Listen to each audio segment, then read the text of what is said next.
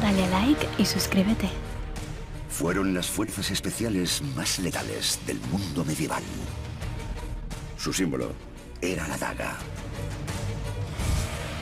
Maestros en el sigilo, expertos en el camuflaje. Atacaban apareciendo de la nada. Aparecían como si fueran fantasmas. Llegaban, apuñalaban y desaparecían. El terror era su mejor arma. Era una guerra psicológica. Se trataba del impacto que tenían. Esta es la historia de cómo una pequeña comunidad se enfrentó a los líderes más temidos de su época. Era una secta pequeña, marginada y perseguida. Se convirtieron en una leyenda. La de los primeros verdaderos asesinos. A unos 150 kilómetros al norte de Jerusalén se encuentra el puerto de Tiro. En el siglo XII, Tiro alberga la fortaleza del ejército cruzado.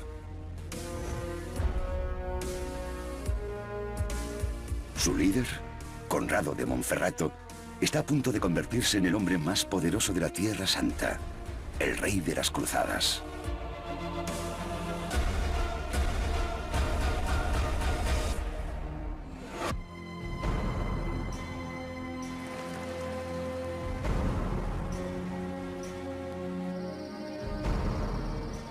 Esa noche, Conrado regresa a su hogar después de cenar. Caminaba por una calle especialmente estrecha. Había dos hombres, cada uno sentado a un lado de la calle. Cree que son monjes, miembros de confianza de su círculo. Pero Conrado está a punto de ser víctima del cuerpo de operaciones secretas más temido de la época, los legendarios asesinos.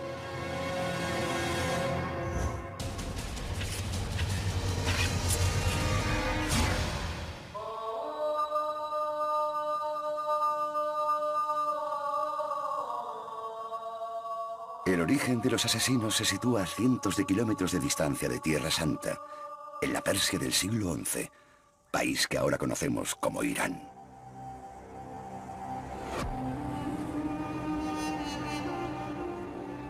El mundo islámico está devastado por la vieja lucha entre los musulmanes suníes y los chiíes. Un conflicto sobre quién sigue la verdadera tradición islámica. Los suníes creían que eran ellos los legítimos defensores de la tradición islámica y eran el grupo mayoritario en la comunidad. Sus rivales, los chiíes, apoyan una tradición diferente. Su líder espiritual debe ser descendiente directo del profeta Mahoma. Los seguidores de Ali, yerno y primo del profeta, decían que los imanes, los líderes políticos y religiosos de su fe, debían ser descendientes de él. Todavía en la actualidad, esta rivalidad dentro del Islam sigue alimentando un amargo conflicto religioso.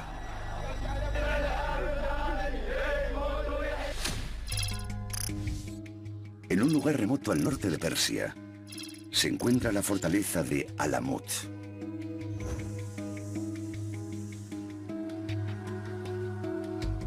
En ese lugar se refugia una comunidad chií en particular, los ismailíes. Era una pequeña secta del Islam marginada y perseguida, en una época en la que era extremadamente peligroso ser cualquiera de esas cosas. Su base es conocida como el Nido del Águila. Alamut en sí es una fortaleza natural. A diferencia de los castillos de las cruzadas construidos con una gran ciencia, Alamut se encuentra sobre un reducto natural de 90 metros, como si fuera un acantilado. A sus pies había barrancos muy profundos que dificultaban mucho su acceso.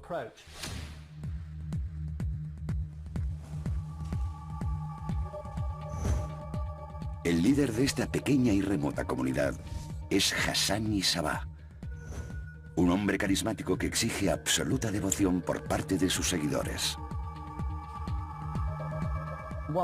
Uno se pregunta si tenía una personalidad magnética, o tal vez hipnótica, para atraer a esta gente, a pesar de que les estaba pidiendo someterse a un régimen muy severo.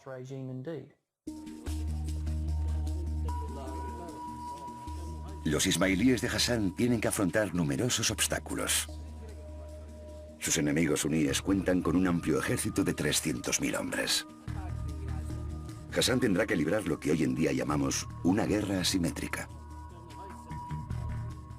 No estaba en condiciones de contraatacar, no contaba con un gran ejército.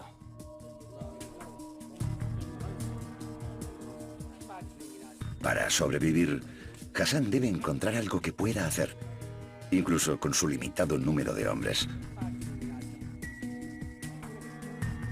Finalmente, se le ocurre una solución radical. Decapitará a sus enemigos suníes, asesinando a su líder.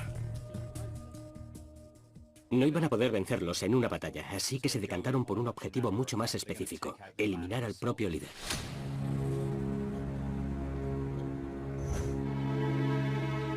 En lo más alto de la jerarquía persa se encuentra Nizam al-Mulk, líder de los suníes ortodoxos. Básicamente era un gobernante autócrata. Su objetivo se centraba en eliminar a los herejes del corazón del Estado persa. Los ismailíes de Hassan son uno de sus principales objetivos. Los describía como la lacra de la sublevación. Creía firmemente que debían ser expulsados. Si Hassan iba a por él y lo eliminaba, estaría atentando contra la persona que encabezaba la oposición a su grupo.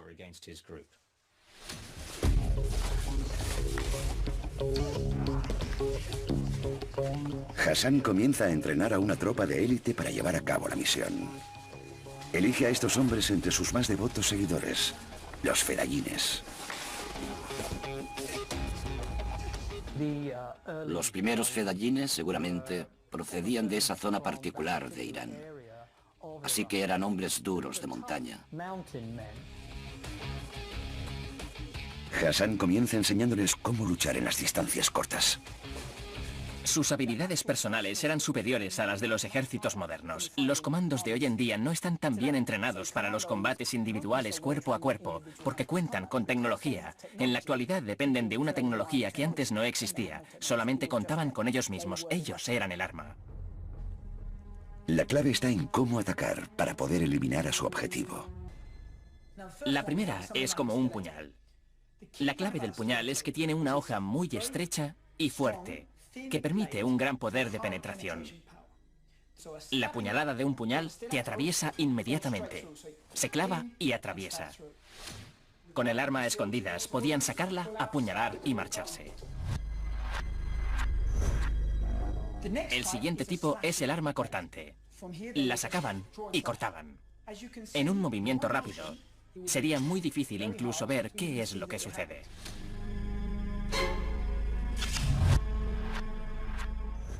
Y el tercer diseño es el arma cortante y punzante. Esta es una versión moderna. Tiene una hoja afilada que se dobla y también cuenta con un doble filo que permite cortar en caso de fallar. Cuenta con una guardia muy resistente que permite apuñalar con fuerza. Así que existen diferentes opciones dependiendo de cómo te muevas y cómo lo combines.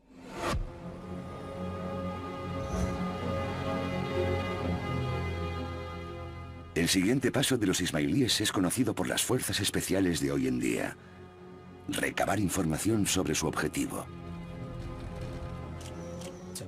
Era una operación importante que requería un conocimiento interno.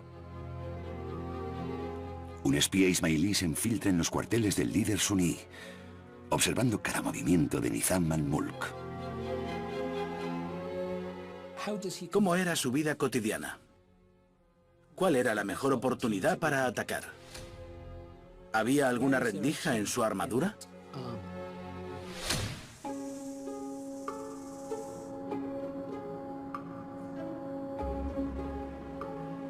Esta información es enviada a la base.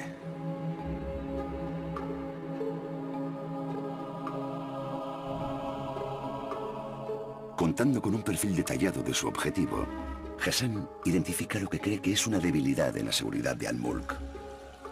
Esa debilidad es su religión. Era la única forma en la que podía acercarse a él. Así que designa a un hombre para que represente a un místico sufí, un hombre santo, un asceta, alguien de quien jamás sospecharían que pudiese cometer un delito. Los sufíes son vistos como hombres de paz. Cualquiera de estos hombres, con su aire de santidad, era recibido calurosamente por los poderosos líderes del Estado secular, como Nizam al-Mulk. No dejaban pasar la oportunidad de ser bendecidos por estos individuos.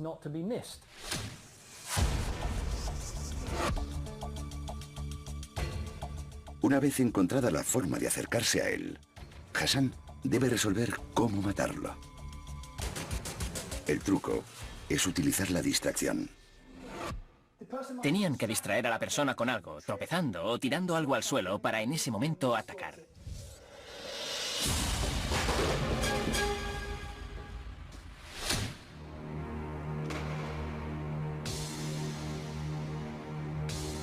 El asesino elegido ensaya la técnica.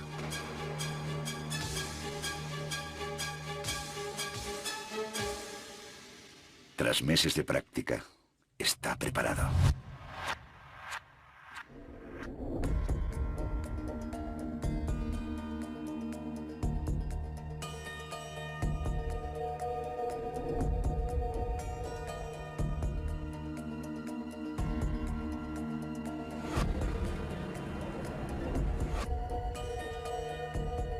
El adiestrado asesino de Hassan se infiltra en la base suní. Nadie sospecharía de un hombre sagrado.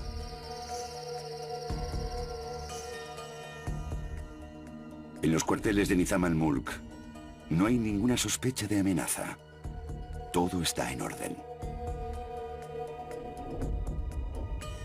A esa hora de la tarde, Nizam al-Mulk probablemente estaba de un ánimo excelente. Ya ha terminado su trabajo del día. Era el momento perfecto para los ismailíes. Era mucho más difícil acercarse a él durante el día, mientras trabajaba. Sin duda, él ya estaba pensando en los placeres de la noche con sus mujeres.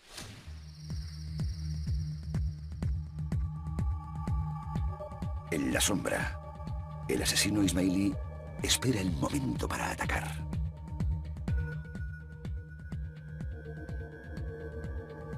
Al-Mulk está a punto de ser trasladado junto a su harén en su camilla.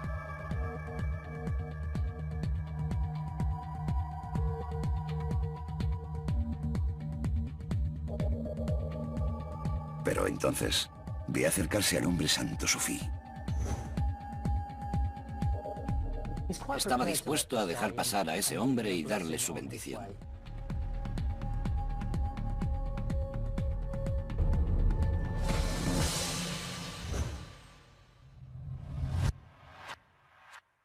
Lo apuñala a Nizam al-Mulk y lo mata.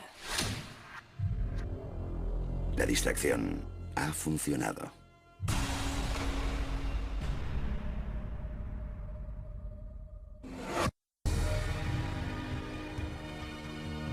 El asesinato del líder de los suníes es un gran triunfo para los ismailíes de Hassan. Era un gran hombre, de eso no cabía duda. Por lo tanto, que acabaran con él lanzó un claro mensaje. Si podemos con él, podemos con cualquiera. Así que asumid el peligro que tienen los ismailíes de Alamut.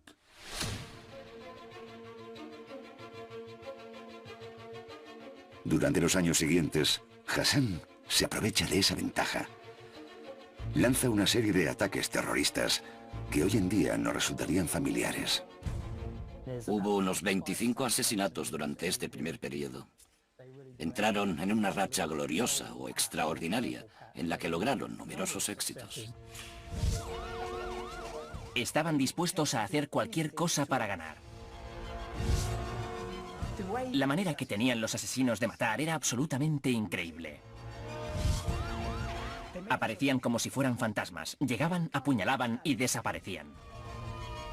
Y cada vez cambiaban su modus operandi. Solamente una cosa permanecía igual. Siempre utilizaban dagas. El asesinato de Al-Mulk provoca el hundimiento de su imperio suní. Han demostrado que su pequeño ejército puede enfrentarse a un enemigo superior y ganar. Fue uno de los primeros grupos que usó, de forma deliberada, pequeñas tropas de hombres altamente entrenados para los combates asimétricos.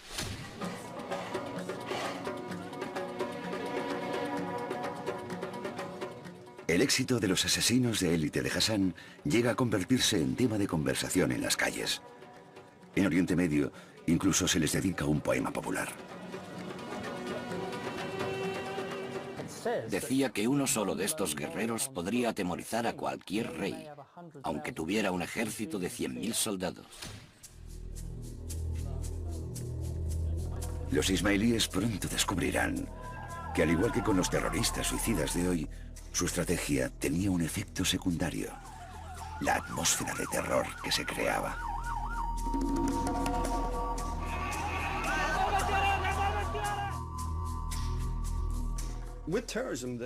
En el terrorismo, el objetivo fundamental es la guerra psicológica.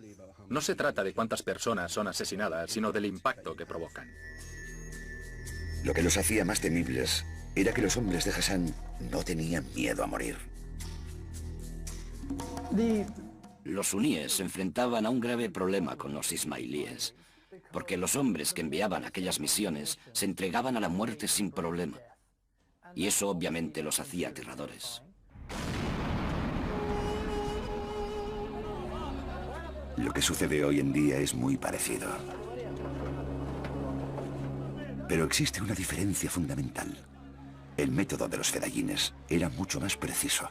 No había daños colaterales, no se cobraban víctimas inocentes. Los ataques se dirigían al objetivo de forma específica, limpia y discriminada.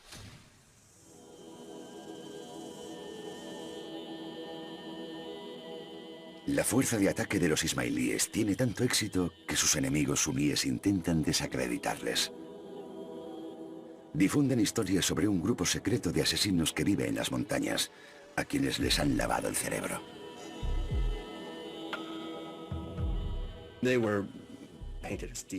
Los tachaban de locos fanáticos, desviados, que consumían drogas, del mismo modo en que se habla hoy en día de algunos grupos terroristas diciendo que son psicópatas fanáticos.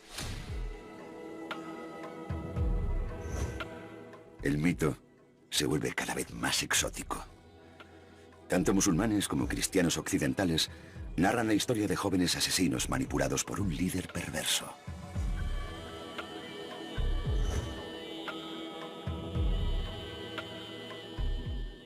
Se hablaba de pociones, promesas de jardines de placer eterno. Algunas de las ideas comenzaron a difuminarse. Se decía que debían estar bajo los efectos de alguna droga para alcanzar tal nivel de devoción. En particular, los suníes los etiquetan como hashishin o consumidores de hashish. El nombre se ha mantenido. Se transformó en la palabra que hoy en día usamos para alguien que comete un homicidio. Asesino. Y así nace una leyenda. Las fuerzas especiales de Hassan pasan a ser conocidas como los asesinos enloquecidos por las drogas.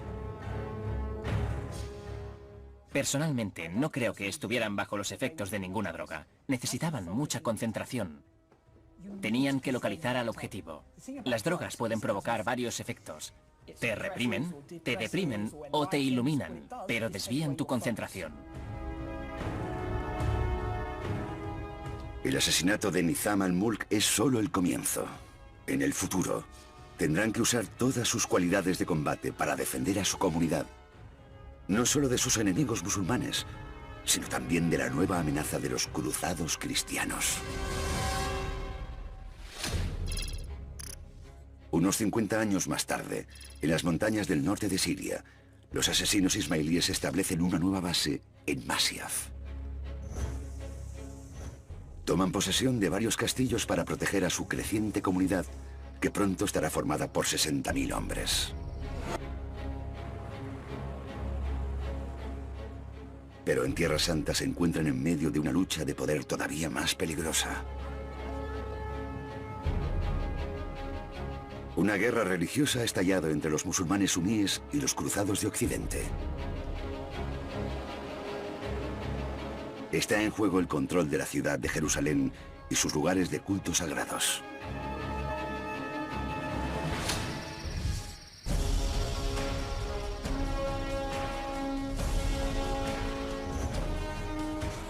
El gran líder de los asesinos en Tierra Santa es Rashid al-Din Sinan, un líder carismático.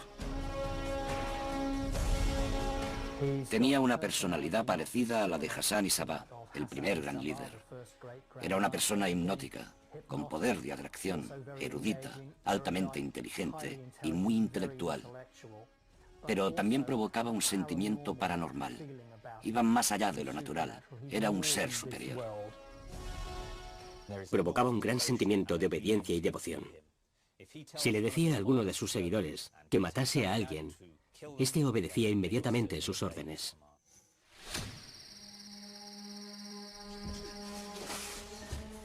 En medio de la lucha entre los musulmanes suníes y los cruzados cristianos, Sinan decide que su objetivo será el hombre que ve como su mayor amenaza, el líder de los suníes.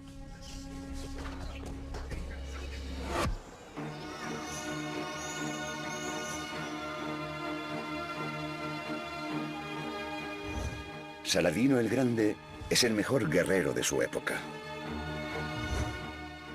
Ha conseguido una serie de victorias contra los cruzados. Quería reunir a Oriente Próximo, Egipto, Siria y el norte de Irak, bajo su mandato. También es el fanático líder de los suníes. Era increíblemente ortodoxo y crucificaba a aquellos que consideraba heterodoxos o heréticos. Saladino es una amenaza mortal para los asesinos ismailíes. Por eso ocupa el primer lugar de su lista negra.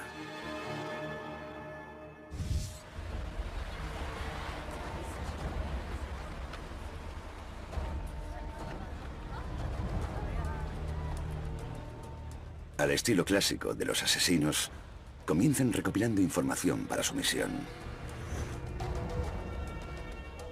Las bulliciosas ciudades de Siria constituyen una fuente idónea de información. Lo primero que hicieron fue enviar a gente con la misión de reclutar a gente local y construir una red.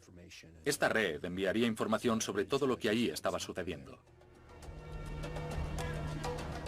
Reclutan a agentes para que les proporcionen información local. Había un flujo constante de mercaderes y sabemos que la penetración ismailí en la clase mercantil fue muy fuerte. Sinan contaba con un servicio de inteligencia a nivel popular. Su verdadera habilidad fue saber aprovecharlo muy bien. Se habla de que usaba palomas mensajeras como medio de comunicación, pero creo que lo más importante era que, en su propia mente, estaba creando un mapa de los diversos puntos de presión y las maniobras de poder que estaban sucediendo en Siria.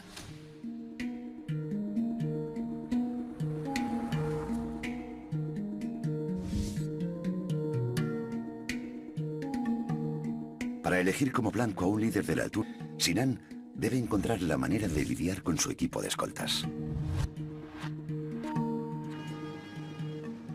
Estos líderes, en un mundo muy hostil y peligroso, contaban con los mejores escoltas que existían. Necesitaban a los mejores escoltas porque su vida dependía de elegir a los hombres adecuados. La red de Sinan debe proporcionar información detallada sobre la seguridad de Saladino. Era fundamental saber cuáles eran los movimientos de sus escoltas, qué hacían, para qué estaban entrenados, cuál era su capacidad de reacción.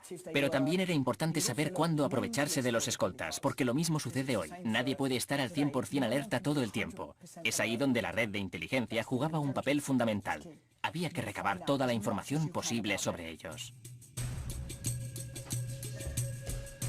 Con esta información, los asesinos pueden comenzar su entrenamiento. Deben aprender cómo atacar a los escoltas. Tenían que saber cómo usar esta espada. ¿Por qué? Por una sencilla razón. Si quieres vencer a tu oponente, no se trata solo de lo que tú hagas, tienes que entender a tu rival. Si ellos desenvainaban la espada, ¿cómo les iban a derrotar? Podían utilizar el cuchillo para matar a un centinela armado. Cuando iba a desenvainar, lo esquivaban y luego lo atacaban.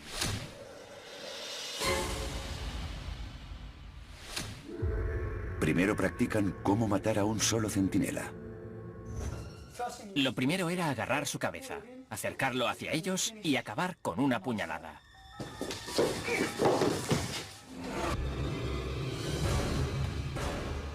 Después, cómo atacar a dos escoltas. El arma estaba escondida y caminaban tranquila y sosegadamente. Sacaban el arma, apuñalaban a los dos y daban una última puñalada para rematarlos.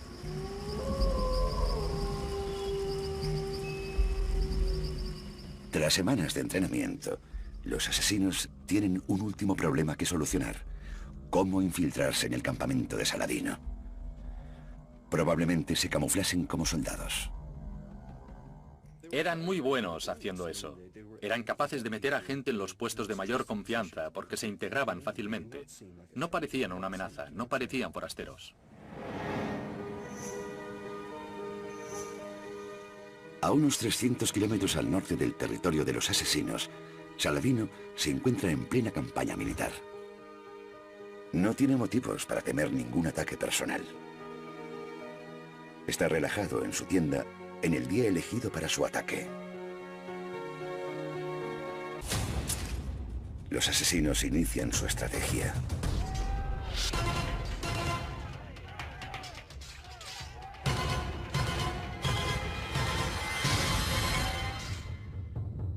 Pero los escoltas resultan ser demasiado fuertes.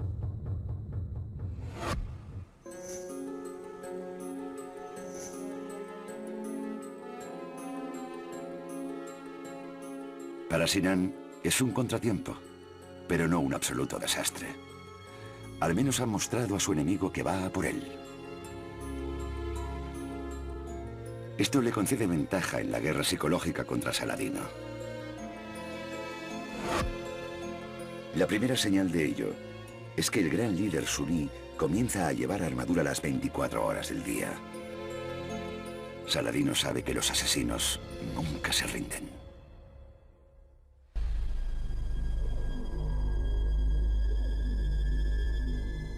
En las montañas, Sinan espera su oportunidad. Su siguiente jugada será infiltrar a una célula durmiente. Los ismailíes estaban preparados para la espera. Estaban preparados para introducir agentes durmientes, como podrían llamarse. Estaban preparados para esperar todo el tiempo que requiriera la estrategia.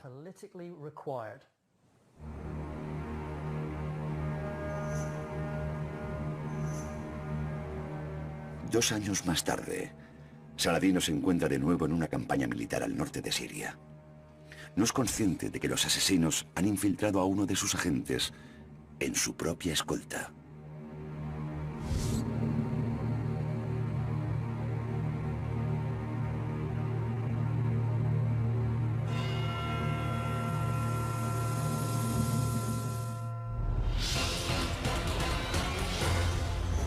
Saladino únicamente cuenta con su armadura para salvarse.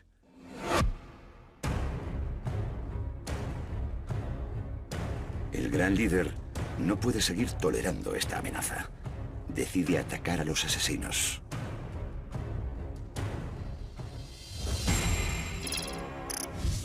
Saladino sitia el castillo de Sinan, en Masyaf.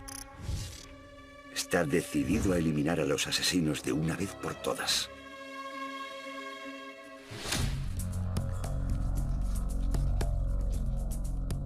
Incomunicado y rodeado, Sinan se encuentra en grave peligro.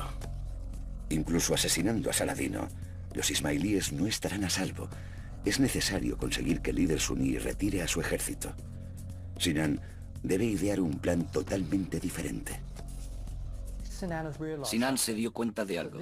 A esas alturas consideró que sería más eficaz entablar una pequeña comunicación con el sultán.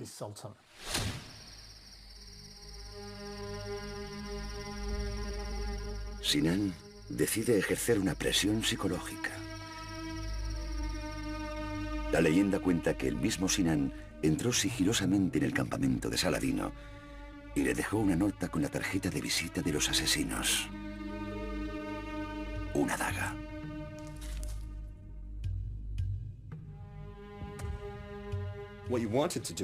Lo que pretendía era intimidarlo. El mensaje era muy claro. Podemos atraparte cuando queramos. La nota dice: los fedayines no temen a la muerte. Te derrotaré desde tus propias filas. La nota era verdaderamente aterradora, porque le estaba diciendo a Saladino: puedes amenazarnos con la muerte, puedes amenazarnos con exterminarnos. Nos estás amenazando con algo a lo que nos entregamos. Nos estás amenazando con algo que no nos provoca en absoluto ningún miedo.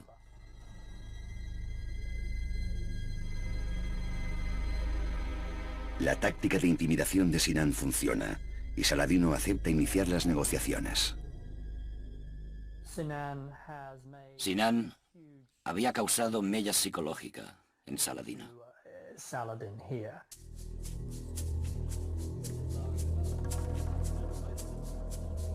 Y ahora, prepara su truco final.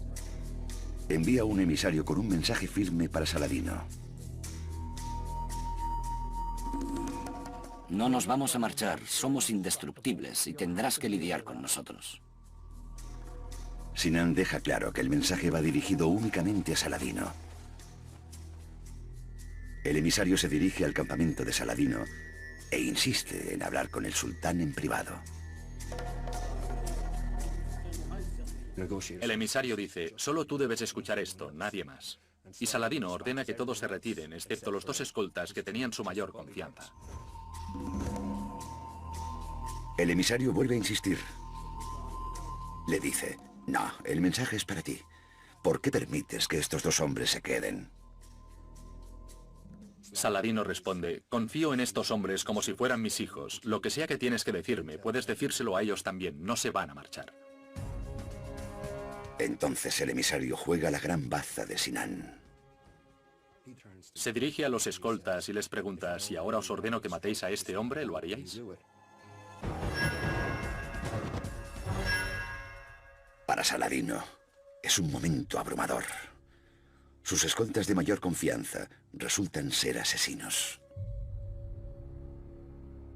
Eran agentes durmientes que habían estado infiltrados en su organización durante años. Y en ese momento, si se lo pedían, lo matarían.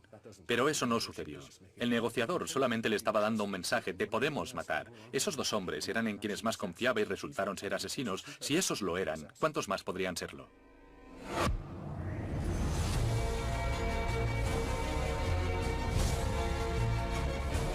La guerra psicológica funciona. Saladino levanta el cerco y los asesinos de Sinan vuelven a estar a salvo. Pero su triunfo durará poco. Todavía deben enfrentarse a otro gran ejército en Oriente Medio, los cruzados cristianos.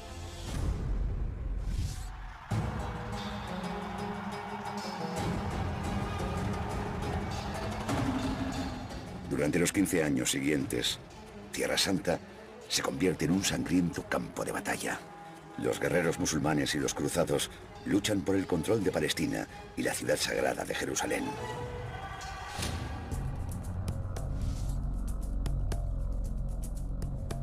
Finalmente, Saladino y su ejército suní conquistan Jerusalén. A unos 160 kilómetros al norte, los cruzados todavía ocupan el puerto de Tiro. Es aquí donde surge una nueva amenaza para los asesinos.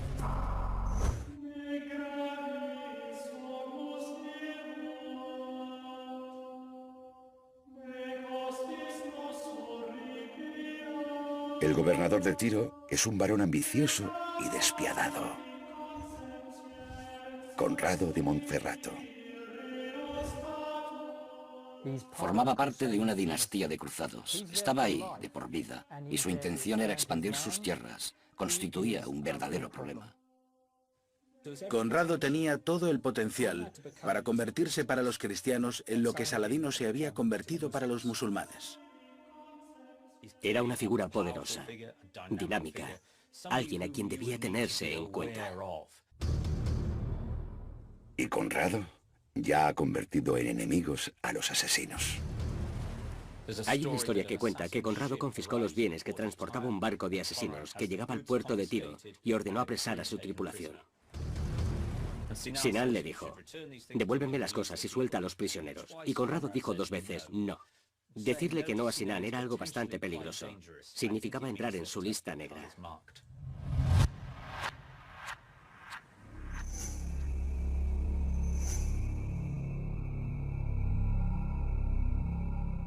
A Sinan le preocupa tanto la creciente fuerza de Conrado que decide infiltrarse en su base de Tiro.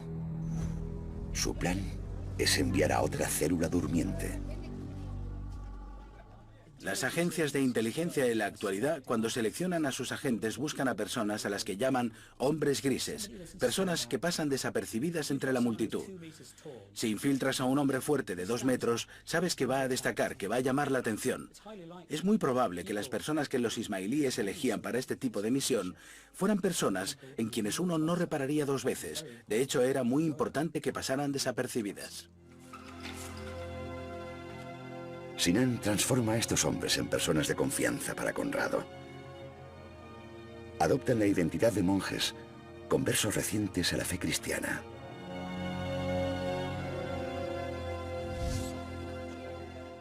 Tras siglos de persecución, los asesinos saben cómo vivir encubiertos en territorio enemigo. Si es necesario, incluso niegan su fe chií, según el principio de taquía. La taquía permite a sus seguidores negar su fe para poder garantizar su propia supervivencia o para obtener ventaja sobre los no creyentes.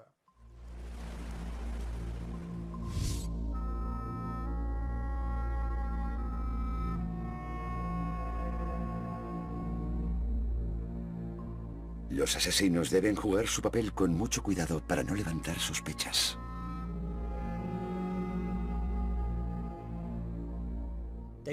Tenían que conocer los rituales de la vida cotidiana dentro de esa comunidad.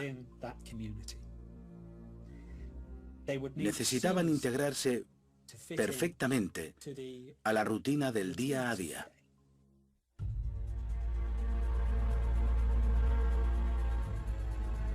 Es una operación de alto riesgo. Un error y los hombres de Sinan pueden acabar en la cámara de torturas. Finalmente, se ganan la confianza de Conrado.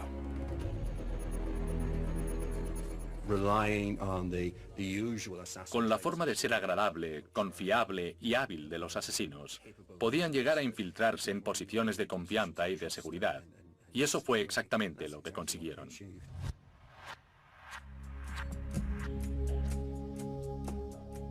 Durante los 6 meses siguientes, se dedicaron a observar los movimientos de Conrado. En esta fase, tenían la orden de espiarlo, no de matarlo. Pero entonces, cambiaron sus planes. A Tiro llega la noticia de que Conrado ha sido elegido como nuevo rey de los cruzados. Eso lo convertirá en el líder cristiano más poderoso de la región. Son muy malas noticias para los asesinos. Sinan debe actuar con rapidez. Esa misma semana, envía a un asesino a Tiro. Es hora de activar a sus agentes durmientes. Conrado debe morir.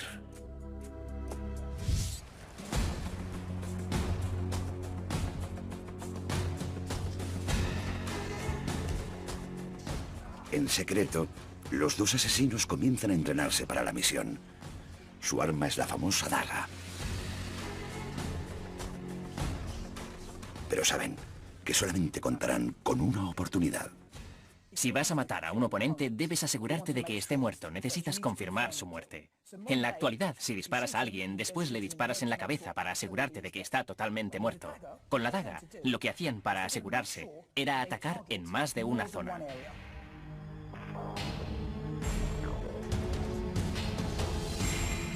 Hasta no haber perfeccionado totalmente sus movimientos, los asesinos no atacaban.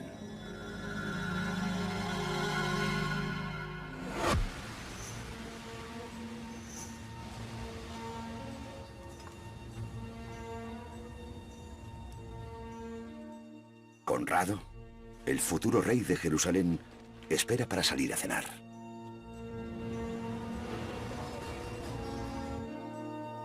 Es común que los historiadores medievales responsabilicen de ciertas situaciones a las mujeres. En este caso se insinuó que su esposa estaba tardando demasiado en el baño y por eso se marchó solo. Conrado sale a la calle, dirigiéndose a cenar con un amigo. La situación estaba llegando a un punto crítico. Sinan tenía que lograr su objetivo. Conrado debía morir porque pronto iba a ser coronado. Así que la célula durmiente en este punto decide arriesgarse.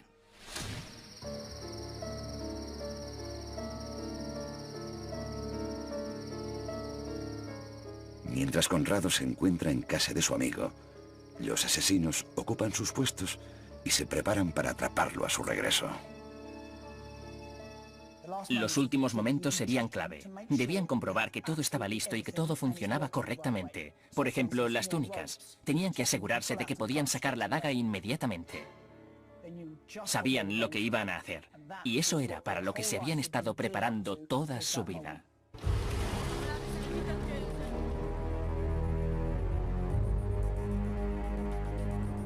Al terminar la cena, Conrado camina de regreso a su casa. Hay que tener en cuenta que a este hombre no le preocupaba ninguna amenaza inmediata. Caminaba por una calle especialmente estrecha y había dos hombres, cada uno sentado a un lado. Cuando él vio a estas dos figuras a ambos lados de la calle, figuras con las que probablemente estaba familiarizado, seguramente bajó la guardia. Y entonces atacan.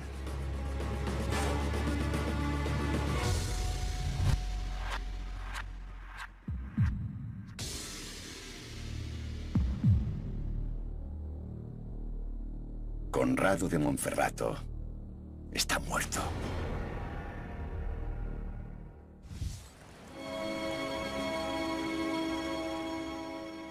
La muerte de Conrado de Monferrato representa el asesinato más famoso llevado a cabo por este grupo en la época de las cruzadas. Por lo tanto, tuvo un gran impacto. Fue una historia que llegó hasta Europa y también hasta Oriente Próximo.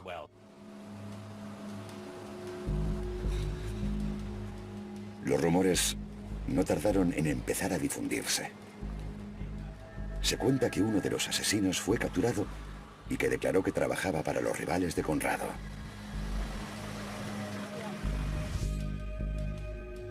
Algunos señalan con el dedo al adalid de los cruzados, Ricardo Corazón de León. Otros dicen que fue Saladino. Su muerte resultó muy oportuna. Mucha gente salió beneficiada. Pero no podemos saber con exactitud quién instigó su muerte, quién dio la orden. Lo que sabemos es que los asesinos no lo hubieran matado si hubieran creído que iba en contra de sus intereses. Sinan no le cuenta a nadie la verdadera historia. Eso no hace más que realzar el mito de los asesinos. El asesinato de Conrado de Monferrato es su mayor triunfo. Un año después, Sinan será asesinado.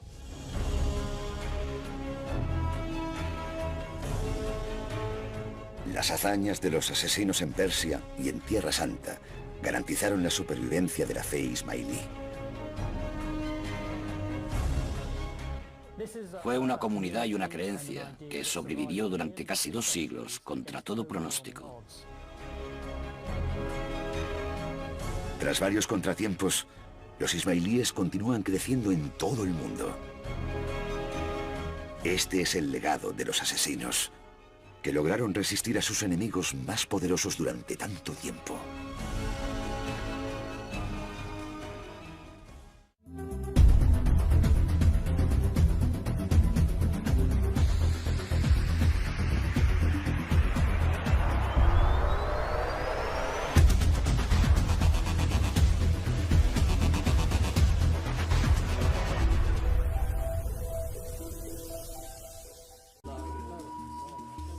Los ismailíes de Hassan tienen que afrontar numerosos obstáculos.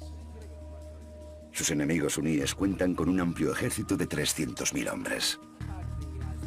Hassan tendrá que librar lo que hoy en día llamamos una guerra asimétrica. No estaba en condiciones de contraatacar, no contaba con un gran ejército.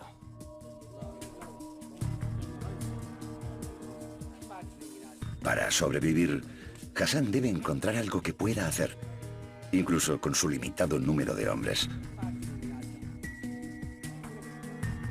Finalmente, se le ocurre una solución radical. Decapitará a sus enemigos suníes, asesinando a su líder. No iban a poder vencerlos en una batalla, así que se decantaron por un objetivo mucho más específico: eliminar al propio líder.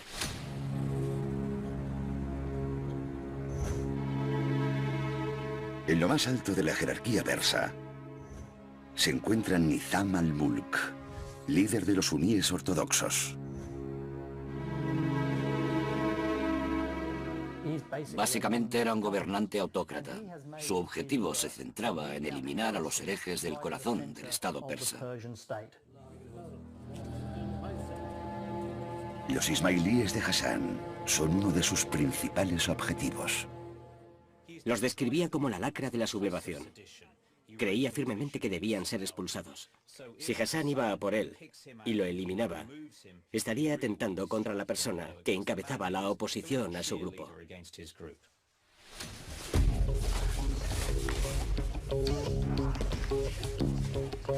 Hassan comienza a entrenar a una tropa de élite para llevar a cabo la misión.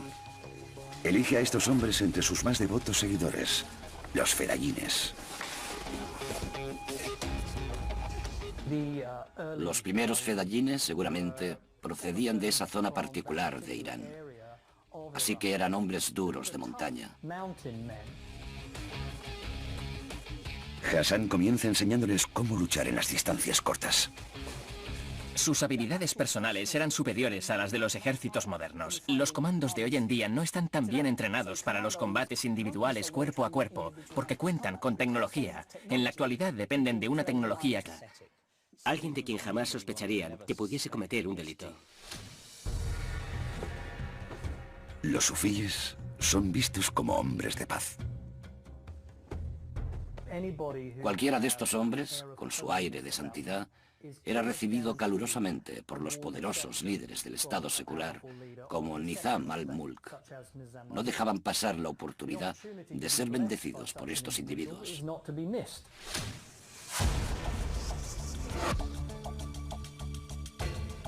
Una vez encontrada la forma de acercarse a él, Hassan debe resolver cómo matarlo.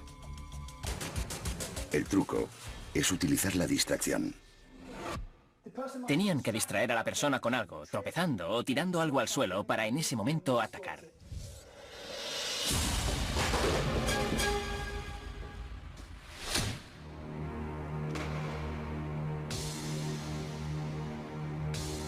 El asesino elegido ensaya la técnica.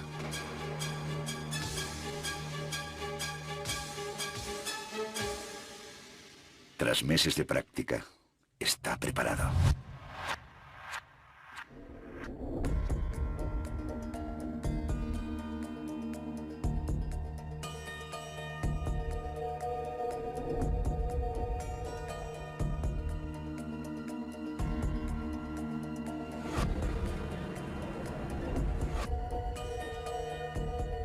El adiestrado asesino de Hassan se infiltra en la base suní.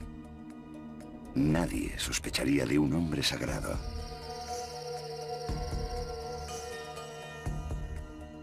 En los cuarteles de Nizam al-Mulk no hay ninguna sospecha de amenaza. Todo está en orden.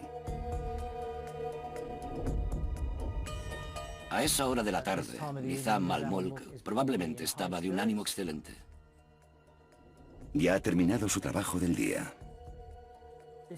Era el momento perfecto para los ismailíes. Era mucho más difícil acercarse a él durante el día, mientras trabajaba. Sin duda, él ya estaba pensando en los placeres de la noche con sus mujeres.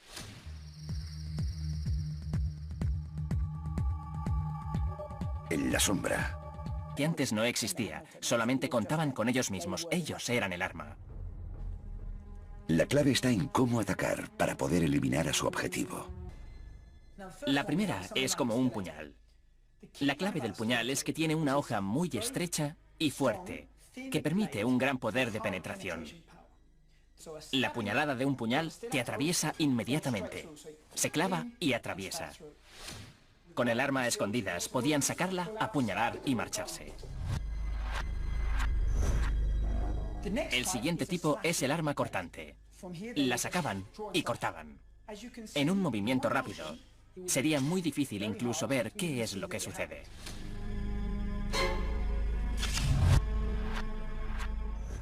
Y el tercer diseño es el arma cortante y punzante.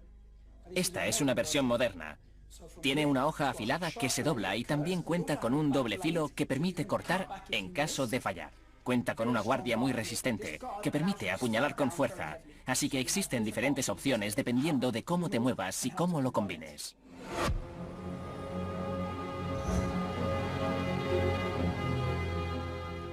El siguiente paso de los ismailíes es conocido por las fuerzas especiales de hoy en día. Recabar información sobre su objetivo. Era una operación importante que requería un conocimiento interno. Un espía ismailí se infiltra en los cuarteles del líder suní, observando cada movimiento de Nizam al-Mulk. ¿Cómo era su vida cotidiana? ¿Cuál era la mejor oportunidad para atacar? ¿Había alguna rendija en su armadura?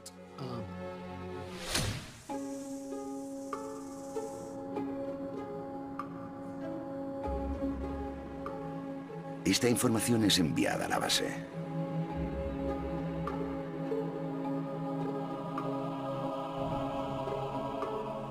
Contando con un perfil detallado de su objetivo, Hassan identifica lo que cree que es una debilidad en la seguridad de Al-Mulk.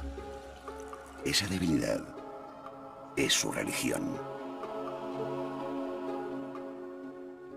Era la única forma en la que podía acercarse a él. Así que designa a un hombre para que represente a un místico sufí, un hombre santo, un asceta. Dale a like y suscríbete. Fueron las fuerzas especiales más letales del mundo medieval. Su símbolo era la daga. Maestros en el sigilo, expertos en el camuflaje. Atacaban apareciendo de la nada. Aparecían como si fueran fantasmas. Llegaban, apuñalaban y desaparecían. El terror era su mejor arma. Era una guerra psicológica. Se trataba del impacto que tenían. Esta es la historia de cómo una pequeña comunidad se enfrentó a los líderes más temidos de su época. Era una secta pequeña, marginada y perseguida. Se convirtieron en una leyenda. La de los primeros verdaderos asesinos. A unos 150 kilómetros al norte de Jerusalén se encuentra el puerto de Tiro. En el siglo XII, Tiro alberga la fortaleza del ejército cruzado. Su líder, Conrado de Monferrato, está a punto de convertirse en el hombre más poderoso de la Tierra Santa, el rey de las cruzadas.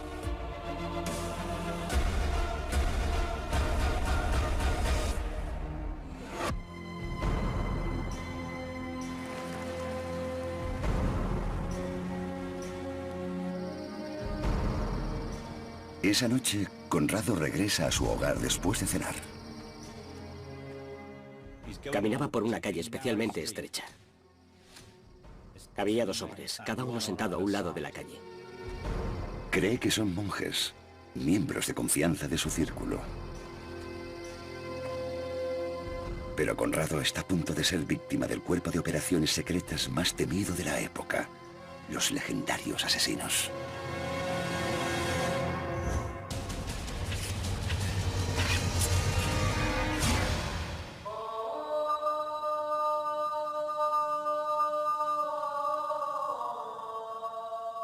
El origen de los asesinos se sitúa a cientos de kilómetros de distancia de Tierra Santa, en la Persia del siglo XI, país que ahora conocemos como Irán.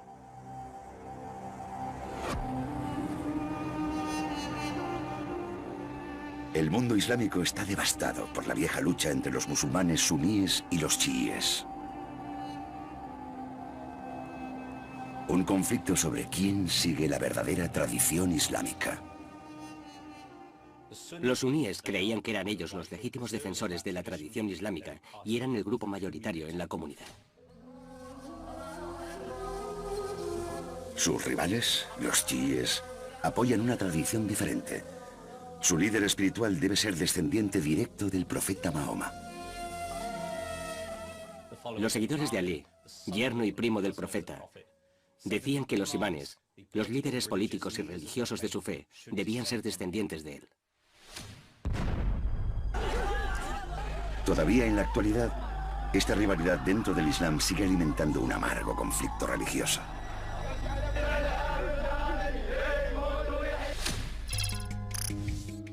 En un lugar remoto al norte de Persia, se encuentra la fortaleza de Alamut.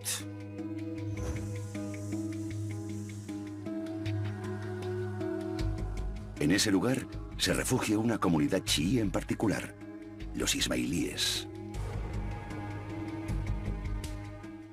Era una pequeña secta del Islam marginada y perseguida, en una época en la que era extremadamente peligroso ser cualquiera de esas cosas. Su base es conocida como el Nido del Águila. Alamut en sí es una fortaleza natural.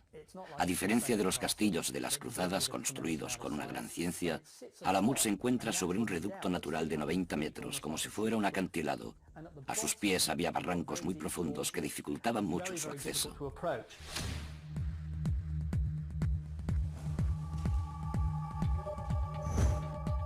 El líder de esta pequeña y remota comunidad es Hassani Sabah, un hombre carismático que exige absoluta devoción por parte de sus seguidores.